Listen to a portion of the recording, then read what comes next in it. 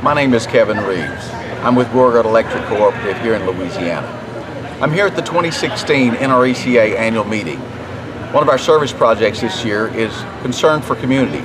It's being done in conjunction with NRECA, with the Louisiana Member Services Association, the American Red Cross, and the NOLA Tree Project based right here in New Orleans. What we're asking our members to do is to complete a very short note. On the front of this card is going to be a thank you for your time of service. This is going to our military members that are stationed here and abroad. We're asking our members to write a very short note in appreciation for their time of service, for the sacrifice that they and their families make day in and day out, for the freedoms that we express or that we have here in America. And here's something that they had to say. What I put on there is basically, I just want to tell the soldiers that I appreciate the service and what they do for us.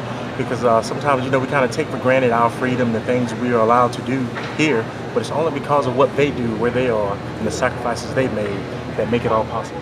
To me, it's vital to our nation to be able to thank the ones that are giving so much for us. So mine was just a simple thank you, just let them know that we're really appreciative of everything they do for us, and I think that's really important to do. In my note, I wanted to make sure that it felt personal because they get letters and notes a lot from high schools, elementaries, and stuff like that.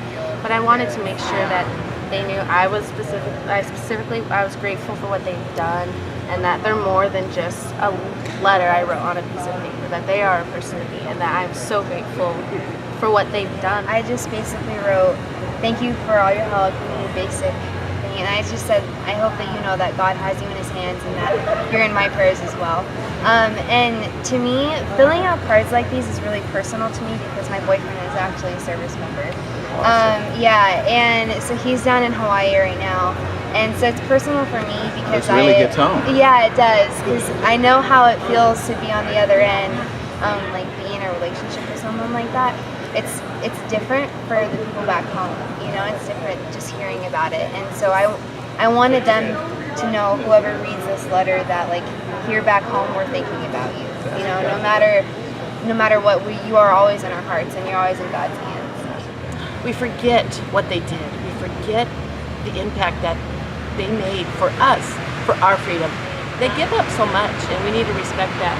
Makes you appreciate the freedom that you have, right? Oh, it does. It does. I mean, we don't know how easy we have it because we don't remember, and we need to keep remembering what they did. Tremendous. They give a tremendous sacrifice. I come out of a military family, and my father would be gone 30 days at a time. He'd be in for 3 or 4 or 5, and then he'd ship out again. So I understand that the sacrifice that not only that the men made, but also their families, their wives and children. And it's just a blessing to have someone to send them a card just to say thank you. And that's exactly what I did, to thank them for their sacrifice and their service. These cards will go to Afghanistan, to veterans overseas, and to our local Louisiana military bases as well.